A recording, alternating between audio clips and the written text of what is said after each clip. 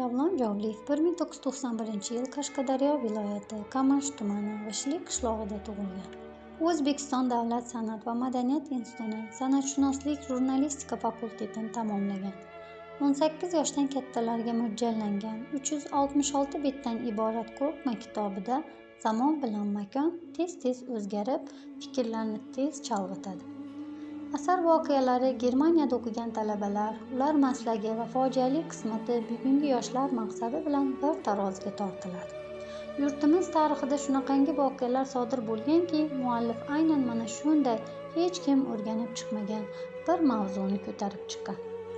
Bu kitob qo'rqma deb nomlanishiga sabab Cho'lponni bir satri bor: haqiqatni ko'zlaridan qo'rqaman.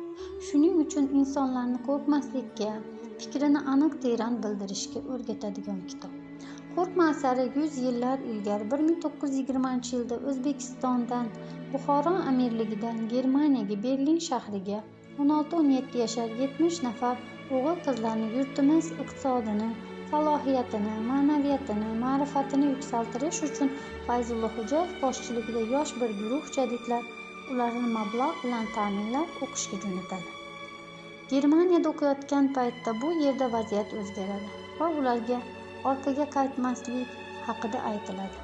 Lekin talabalarning hammasi vataniga qaytadi va bu yerda so'roq qilinib, qatl qilinadi. Bu juda ham ayanchli voqea.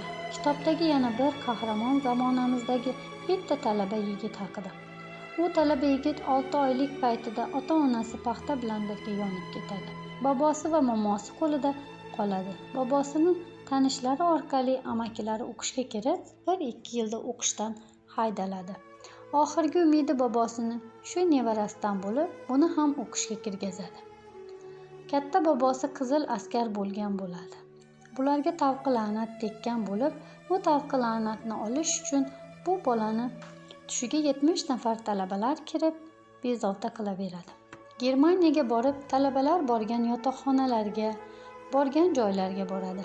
Real hayot bilan tushdagi hayot bir xil bo'lib, keyin arxivni qidirib, hamma narsani to'plab, isbotini qilib chiqadi. Endi kitobning muqovasiga alohida e'tibor berilgan.